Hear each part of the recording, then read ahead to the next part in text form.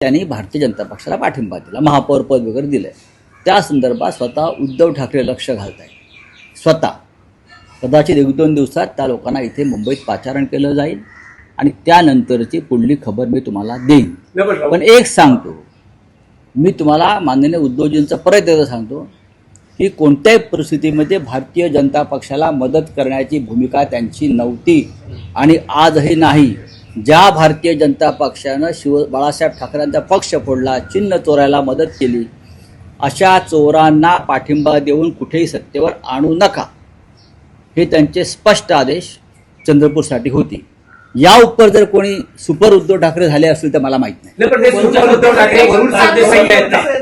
एक स्पेसिफिक प्रश्न आहे, ते सुपर उद्धव ठाकरे वरुण सरदेसाई आहेत का? कारण गिरे यांच्या प्रतिक्रियेत असं म्हणता आहे, मला गिरे संपर्कात होतो वरुण सरदेसाईच्या, त्यांनी सांगितलं तुम्हाला योग्य वाटेल तो निर्णय घ्या. त्यामुळे ते वरुण सरदेसाई योग्य वाटेल तो निर्णय उद्धव ठाकरे आहेत का? नाही. उद्धव ठाकरे एकच आहे. जसे बाळासाहेब ठाकरे एक, तसे उद्धव ठाकरे एक आहे. मी स्वतः उद्धव ठाकरेंचे आदेश मानतो. मी किती मोठा झालो तरी एखादी गोष्ट जरी मला मनाला पटली नाही, पण जेव्हा माझे पक्षप्रमुख मला सांगतात की संजय आपल्याला हे करायचं आहे, पुढे न्यायचं आहे, तेव्हा मी त्या संदर्भात कधीही वाद घालत नाही आणि त्यांचा आदेश जो आहे तो पाळतो. सत्ता वगैरे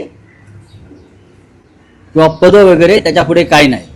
ही मी घेतलेली आमच्यासारख्या असंख्य लोकांनी पाळलेली शिस्त आहे त्या पक्षामध्ये. जर सत्ता ही मोठी असेल, कोणाला वाटत असेल आपल्या विचारांपेक्षा, तर मी त्यांना इथून हात जोडतो. नाही, पण राऊत साहेब तुम्ही म्हणालात उद्धव ठाकरेंची भूमिका विरोधी पक्षामध्ये बसायला काहीच हरकत नसतं. आज मुंबईमध्ये आम्ही विरोधी पक्षात बसतो आहोत. भूमिका मान्य न करता जर स्थानिकांनी तो निर्णय घेतला असेल, जर स्थानिकांवर कारवाई होणार असेल, तर मग ज्यांना सांगण्यात आलं, ज्यांच्या संपर्कात होते, अशा वरुण सरदेसाईंवर कारवाई होणार का? असं आहे की हे तुम्ही आणि मी बोलू शकत नाही ना. कोणीतरी तिथून सांगताय. अनेकदा असे चर्चा आमच्याशी होत असतात, पण शेवटी आम्ही फायनली माननीय उद्धव ठाकरे साहेबांचा हा निरोप आहे हे सांगतो. अशा महत्त्वाचे निर्णय भारतीय जनता पक्षाबरोबर जाणं हे पाप आहे आणि हा महाराष्ट्राला न पटणारा विचार आहे. आज त्यांच्याकडे सत्ता आहे, केंद्रात आहे, महाराष्ट्रात आहे, ती उद्या राहण्याची शक्यता अजिबात नाही. पण शिवसेना हा डाग स्वतःला लावून घेऊ इच्छित नाही की आम्ही गेले अनेक वर्ष भारतीय जनता पक्षाच्या निर्घृण विचाराशी संघर्ष करतो आहोत आणि कुठेतरी सत्तेसाठी आम्ही एकत्र आलो आणि तडजोड केली. ही गोष्ट माझ्यासारख्याच्या मनाला न पटणारी आहे. नाही, पण राऊत साहेब मुनगंटीवर असं म्हणताय की जे ठाकरे सेना आणि भाजपमध्ये जी युती झाली आणि महापौर बसला, त्यात मुख्यमंत्र्यांनी 1 ऐवजी 1.25 वर्ष ठाकरे सेनेला महापौर देण्यास सांगितलेलं आहे आणि ठाकरे गट आणि भाजपमध्ये स्टॅम्प पेपरवर करार झालाय. मला माहिती, स्टॅम्प पेपरवर करार झालाय साहेब. बघा, याच्यावरती उद्धव ठाकरेंची सही असं मला वाटत नाही. मी परत सांगतो, स्थानिक पातळीवरती काय झालंय त्या संदर्भात उद्धव ठाकरे आता माहिती घेत आहेत. पण पक्षातले बहुसंख्य लोक या भूमिकेशी, या विचारांशी या क्षणी मान्य नाही. चंद्रपूरला जर करायचीच आहे तुम्हाला युती, तर आधी तुम्ही महाराष्ट्र मंत्रिमंडळातल्या गद्दारांना बाहेर काढा.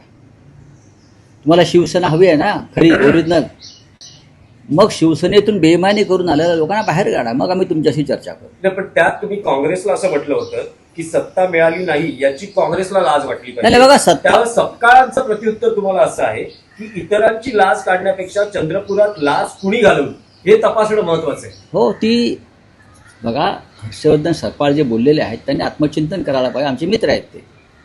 शेवटच्या मिनिटापर्यंत तुमच्या 2 गटामध्ये एक वाक्यता का झाली नाही आणि प्रदेशाध्यक्ष म्हणून आपली जबाबदारी जास्त होती उद्धव ठाकरेंशी चर्चा करण्याची. प्रदेशाध्यक्ष म्हणून तुमची जबाबदारी जास्त होती. तुमच्या पक्षातले 2 गट ज्या टोकाच्या भूमिका घेऊन तिथे उपस्थित होते, ते तुम्ही या राज्याचे पक्षाचे प्रमुख आहात ना. मी याविषयी राहुलजीशी बोललेलो आहे आणि वेणुगोपाल यांच्याशी बोललेलो आहे. ही जबाबदारी नेतृत्व म्हणून हर्षवर्धन सकपाळ यांची आहे.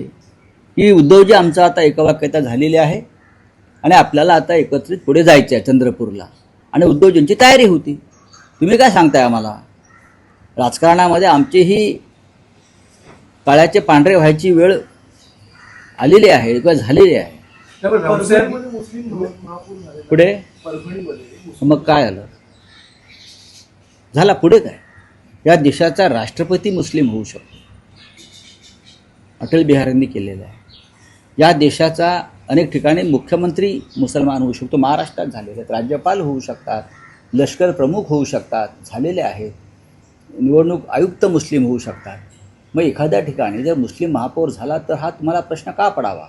तर तुम्हालाही सगळ्यांना काल संघ विचाराचं बाळकडू तुमच्या पोटात आणि ओठात गेलंय का? नाही, तसं नाही. नाही, पण रावसाहेब चंद्रपूर बाबतीत उद्धव ठाकरे जो स्थानिकांनी निर्णय घेतलेला आहे, फेरविचार करणार का? पाठिंबा काढून हे मी आता घेण्याबाबतीत सांगू काही शकत हालचाली नाही. मला होणार का? मी दिल्लीतून काल आलोय. आज मी उद्धवजींना भेटणार आहे. जसं कल्याणला मनसेच्या बाबतीत झालं तसं चंद्रपूरला शिवसेनेच्या बाबतीत झालं असं फार तर म्हणेल. ठीक आहे, चला सर, बोलू. हिंदी में जानना चाहेंगे जो मुख्यमंत्री अजित पवार इनके एक्सीडेंट को लेकर कल रोहित पवार ने भी काफी सारे सवाल खड़े किए प्रभाष चंद्रना को लेकर, क्या कहेंगे? बात ऐसी है कि इन्वेस्टिगेशन एजेंसी इस एक्सीडेंट या षड्यंत्र का जांच कर रही है, लेकिन जिस प्रकार से सभी पूरे देश की और राज्य की पुलिस यंत्रणा, सीबीआई, आईबी, ये भारतीय जनता पार्टी के मुट्ठी में है, तो क्या निष्पक्ष जांच हो पाएगी? आज लोगों के मन में इतना संशय है ये एक्सीडेंट के बारे में, क्या ये एक्सीडेंट है या और कुछ हो गया है यहाँ, उस बारे में रोहित पवार ने जो प्रेजेंटेशन दिया है, उनके पवार फैमिली का एक महत्वपूर्ण सदस्य जो एमएलए है, उसने तो कल प्रेजेंटेशन दिया है कि किस प्रकार से ये हादसा हुआ और ये हादसा कम और ये कुछ उसके पीछे षड्यंत्र है, इस प्रकार के एविडेंस सामने लाए हैं. तो उस बारे में देश के गृह मंत्री ने सोचना चाहिए. और पवार फैमिली जो खास करके डिप्यूटी सीएम सुनेत्रा पवार और उनके बेटे ने जो कल पीएम से मिले हैं या होम मिनिस्टर से मिले हैं, ये मांग करनी चाहिए. चलिए, थैंक यू. सर एक आखिरी सवाल. महाराष्ट्र के लातूर जिले में एक एक्सप्रेस में यात्रा करते हुए 2 यात्रियों को कुछ लोगों ने मिलकर पीटा है. उनका ऐसा कहना है कि टोपी पहनी हुई थी और कुछ धर्म की वजह से हमें मारपीट की गई, ऐसे उन्होंने. उसके ऊपर देवेंद्र फडणवीस जी का क्या बयान आएगा, उसके ऊपर मैं बोलूँगा.